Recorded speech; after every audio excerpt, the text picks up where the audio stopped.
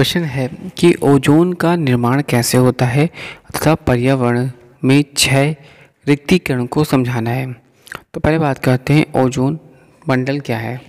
Ozone मंडल में ozone गैसों की बहुलता होती है, इसलिए इसको ओजोन मंडल कहा जाता है। इसके अंतर्गत पृथ्वी से 40 किलोमीटर से 50 किलोमीटर तक वायुमंडल का भाग आता है।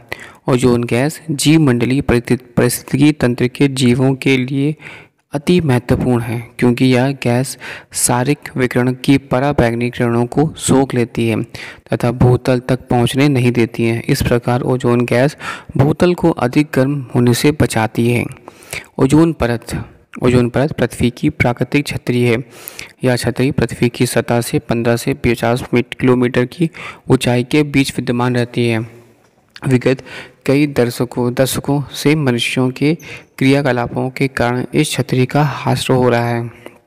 प्रारंभ में ओजोन की अल्पता तथा इसके विनाश के कारणों तथा कारकों के विषय में काफ़ी विवाद था, परंतु इस विषय में अब आम सहमति हो गई है।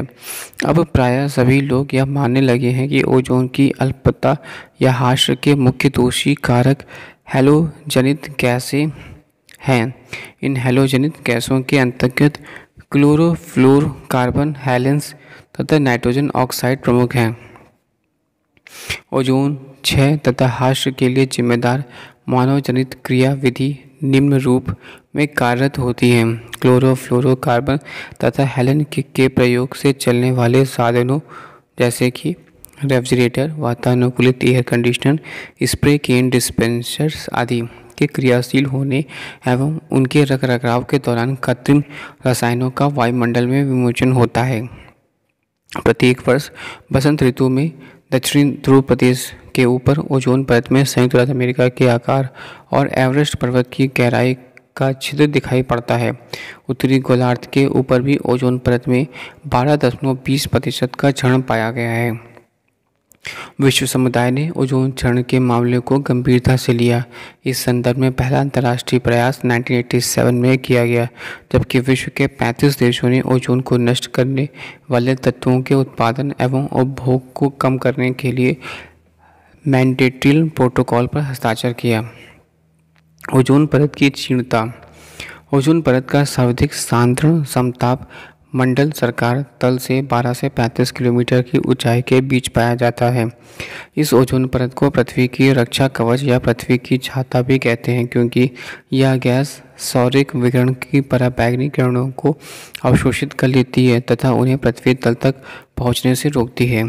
परिणामस्वरूप ओजोन परत भूतल को अधिक गर्म होने से बचाती है।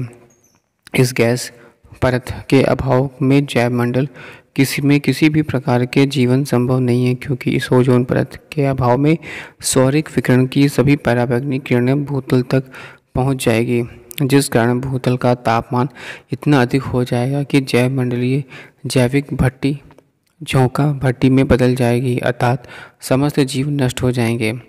इस तरह साफ हो जाता है कि वायुमंडल में ओजोन संतुलित स्तर में यदि किसी भी तरह का परिवर्तन होता है तो उससे जैवमंडल के जीवधारी सीधे प्रभावित होंगे।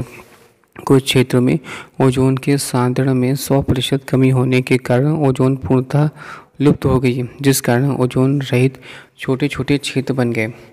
ओजोन परत या ओजोन मंडल में इन ओजोन रहित भागों को ओजोन छिद्र कहा जाता है। अंटार्कटिका के ऊपर वायुमंडल में ओजोन छिद्र दक्षिणी गोलार्ध के व्यापक क्षेत्र के ऊपर ओजोन का समान क्षीणता में योगदान करता है। ग्रह के चारों तरफ ओजोन क्षीणता इस कारण से भी हो रही है क्योंकि सीएफसी के ऊपर वातावरण में रहती है। औद्योगिकरण में कारक विकसित देशों ने वातावरण में सीएफसी की भारी मात्रा में उत्सर्जन किया, पर कुछ ऐसे उद्योगों का विकास किया गया है जिनसे पहले निकलने वाली गैसें विशेषकर सीएफसी ओजोन की परत को नष्ट कर रही है। सीएफसी के निकलने वाले स्रोत फोम, रबड़, रेफ्रिजरेशन, एरोसोल कारखाने हैं। सीएफसी ओजोन परत को नष्ट कर रही है। इसका पता पहली बार 1986 में लगाया गया था।